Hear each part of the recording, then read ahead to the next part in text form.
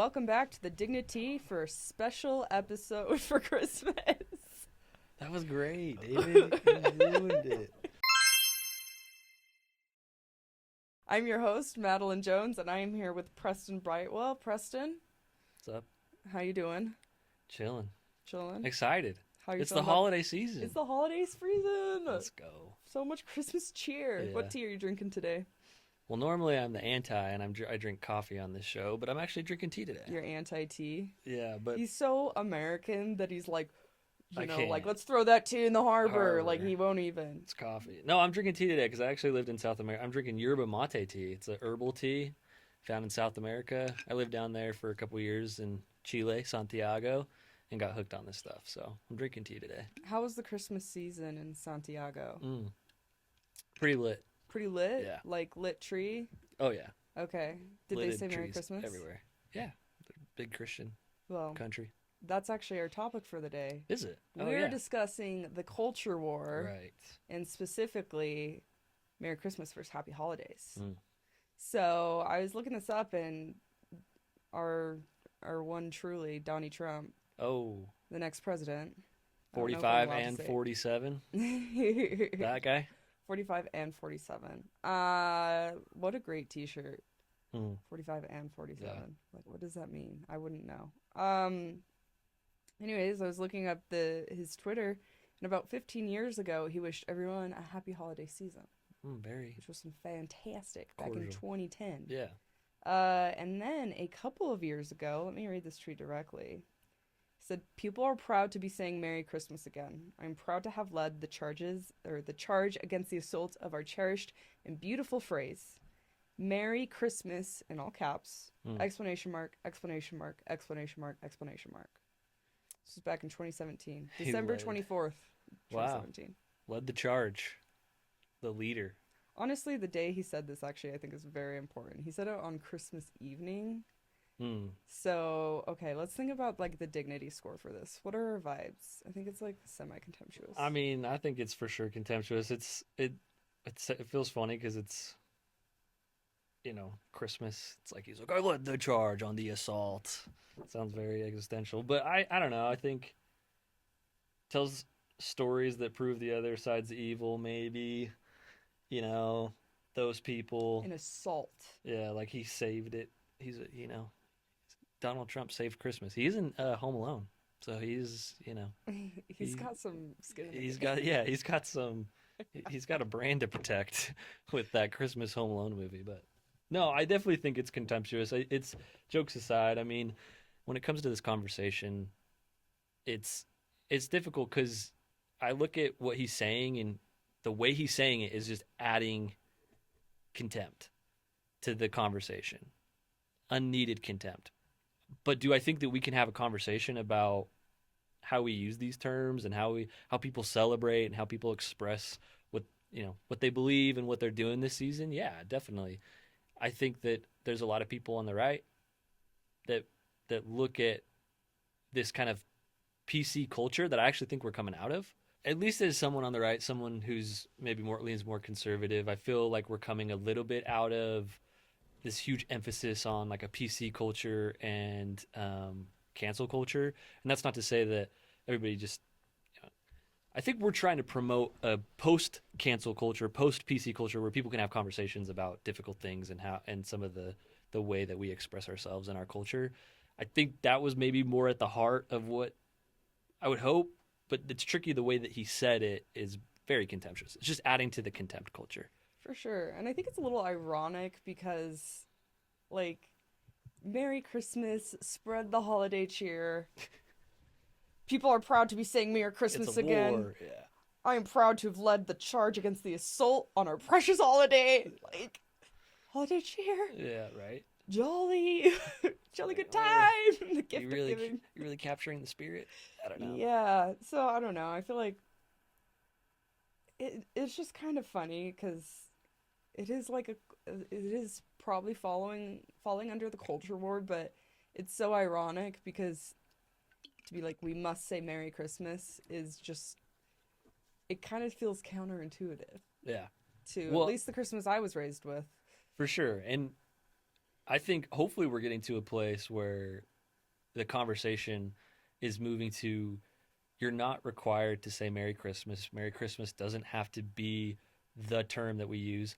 But as someone who's a Christian and, believes uh, those beliefs and is celebrating Christmas this season and celebrating what I believe is the true meaning of Christmas, I should be able to say Merry Christmas and wish people the Merry Christmas and mean that in with good intention, with love and blessings of what that means to me, without but while also respecting whatever tradition or even non-tradition, if non-denominational tradition that the person I'm talking to would say something back to me, I would love that. So we're moving away from no, it's Merry Christmas.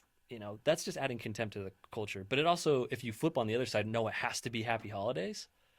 Well, then you're stripping away an element of who I am, and the good intention that I mean when I say that. I would love if, and I think that gets at the dignity index too of what we're trying to promote here is when you're on the dignity index side, you can stand for what you believe in, but you're doing it in a way where you're respecting the dignity of the other side.